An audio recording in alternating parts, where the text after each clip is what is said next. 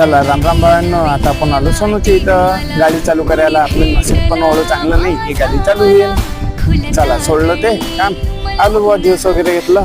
तसंच चाललो आपण आता क्रिकेट खेळायला. बघा म्हणजे इथं क्रिकेट वगैरे चालू झालेला. तसेच आलो आपण मंदिरावर पाणी वगैरे प्यायला. पाणी वगैरे पिणं झालं तसेच आपल्याला दुकानावरून आलता बोलावा. कशाचं व सावित्रीचं पूजेचं काम चालूच होतं आपलं.